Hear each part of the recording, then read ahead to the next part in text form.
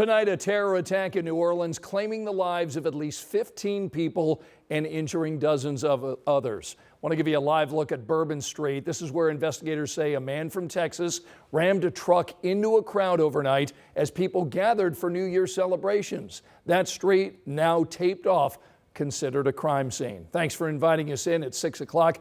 Tonight, federal investigators say they uncovered an ISIS flag on the suspect's truck along with improvised explosive devices. And they don't believe this man acted alone, as the search now intensifies for anyone who may have aided in that attack.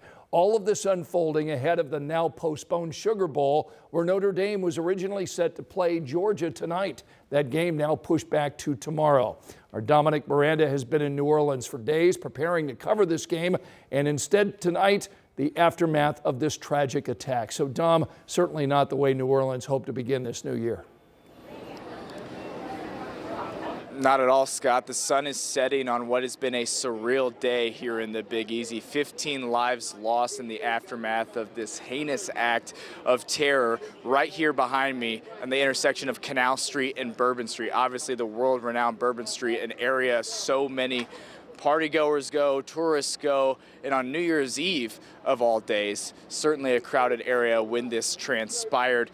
This area that you see right here typically is full of life, full of energy, full of excitement, primarily these past 2 days leading into the Sugar Bowl festivities and New Year's Eve and New Year's Day. Right now, a crime scene, an active crime scene, one that will not go away, and Bourbon Street will not reopen until we have more answers than questions, and we certainly have more questions than answers pertaining to this situation right now. Fans that we spoke with going to the Sugar Bowl today, they were very rattled about this situation, saddened, angry, disbelief, shocked, every adjective, every describing factor you can think of, and just not a good feeling in a place that is known for giving you those good feelings.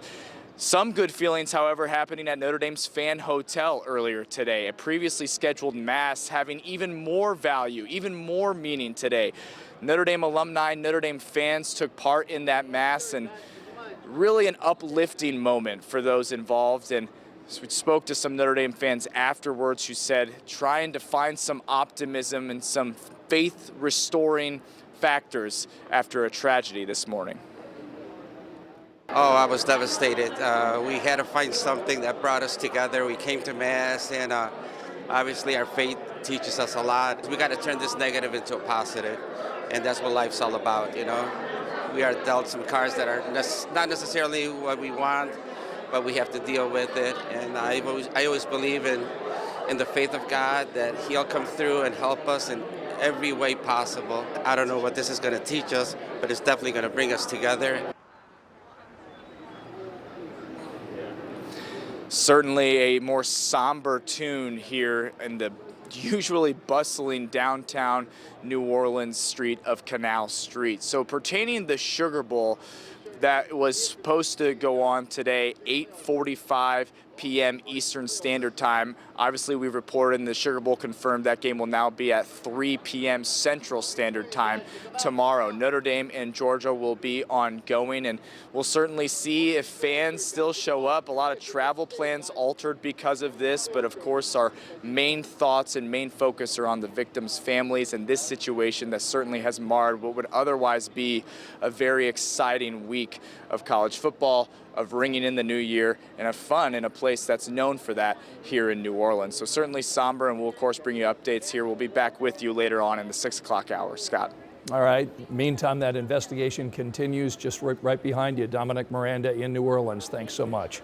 So the man who's accused in this attack, Shamsuddin Jabbar, died after that shootout with police that sent 2 officers to the hospital. And the FBI tonight confirming they've already started investigating whether he has any ties to ISIS. Federal investigators right now asking for the public's help as they search for possible associates. Let it be clear that the full faith and credit of the United States and every agency therein is on the ground, working.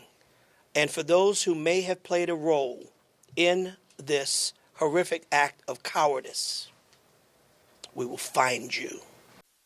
They say they are bolstering security plans across New Orleans ahead of tomorrow's bowl game. We're tracking all of the breaking developments in this story. You can find the latest on our 13 News app, and we'll bring you another update tonight at 11 o'clock.